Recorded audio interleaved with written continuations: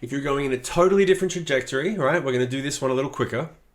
Let's say, for example, in this scene, and this is all just to show you how limitless it is, how limitless your choices are, okay? If we're in a scene with Tom Hardy and they're talking about how they're in an altercation, they're planning out how they're going to take each other's land in the middle of a war.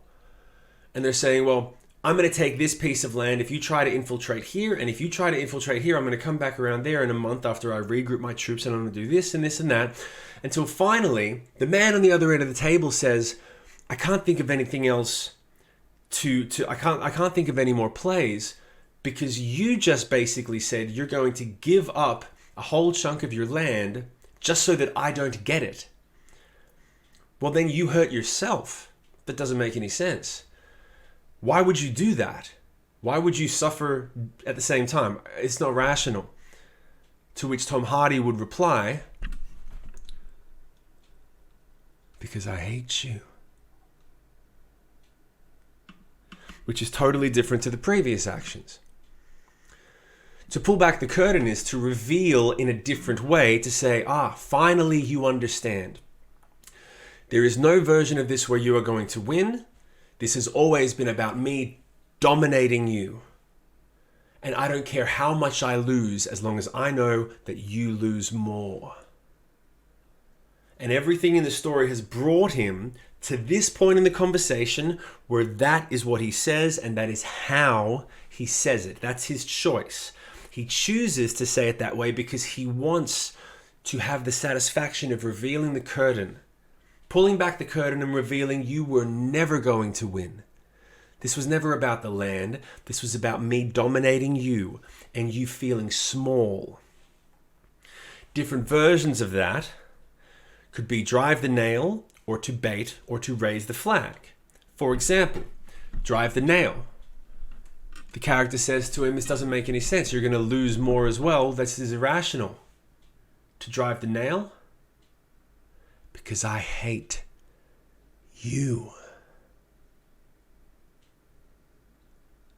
Bait? Maybe he wants to draw him in even further. Maybe the action is, I'm not finished with this part of the conversation yet. I want him to come even further into the trap.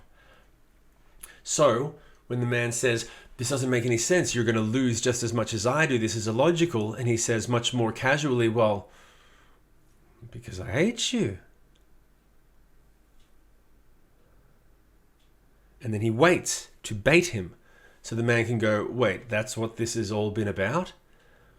Baiting him, getting him to say more, getting him to lure him further in the trap. And then the other one, to raise the flag.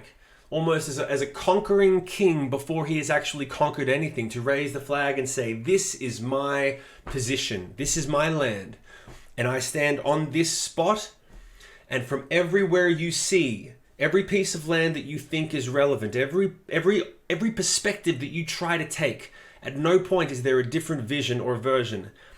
This is how it will always be, because I hate you. Which is much more sinister, which leaves the other person feeling much more cold and in shock maybe of like, this man's been insane the whole time. There are millions of actions, millions of ways you can play every single line, every single sentence, every single word. And the reason that you make these choices is because you are committing to an action because you want a specific reaction.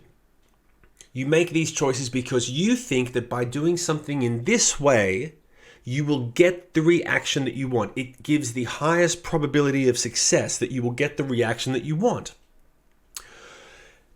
The definition, the term that is used for achieving the reaction, and the reaction is an emotional reaction. You are trying to you're trying to bring up an emotional reaction within the other person. I cannot stress this enough. This is the foundation of everything. You make choices. You do things. You say things. You say things the way that you say them because you're trying to get a reaction from someone. You are trying to get an emotional reaction from someone. And the act of doing that is called impinging. You are trying to impinge an emotion upon someone else. You are not trying to force it on them. You are trying to create the circumstances around them that will cause it to rise up within them. You are attempting to create the circumstances around them that will cause the emotion to rise up within them. You are attempting to impinge the emotion. That is what you're trying to do.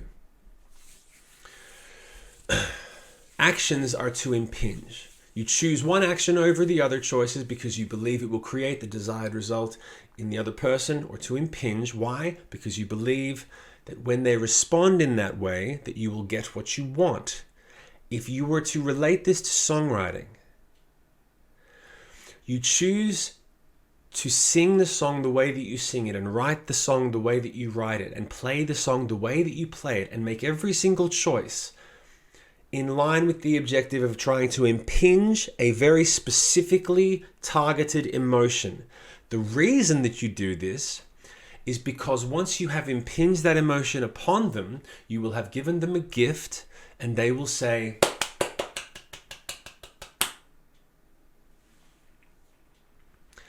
that's your objective every single time. Your objective every time is to impinge the emotion from within them. Every single action that you take has a purpose.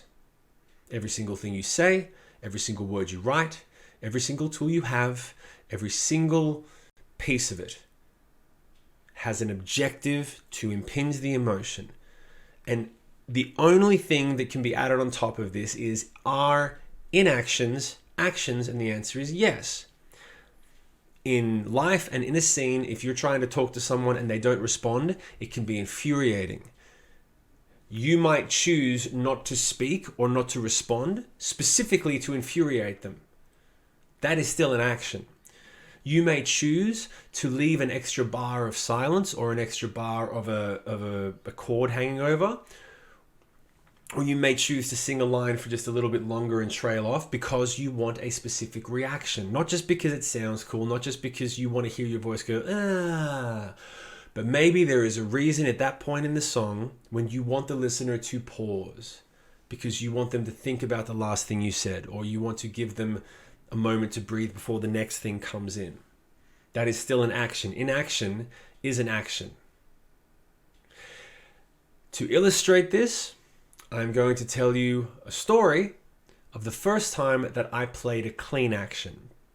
A clean action is when you impinge the emotion so effectively that the person has no choice but to feel the way that you intended for them to feel. When they are compelled to feel what you targeted them to feel. And the story is the story of the chip. Go to the next lesson and check it out. Thank you very much for watching. I hope that you got some fantastic value out of this video. And if it sounded like I was repeating myself a little bit, it's only because I cannot stress enough how important it is to really learn this secret ingredient. Impinging an emotion on another person is at the core of everything we're trying to do as songwriters. It's the only reason we're doing it. It's the thing that has helped me write songs that have gotten hundreds of millions of streams and sold millions of records and blah, blah, blah, okay? So if you'd like to hear the story of the first time that I impinged an emotion on a grown person when I was only 5 years old, click the thumbnail and watch it now.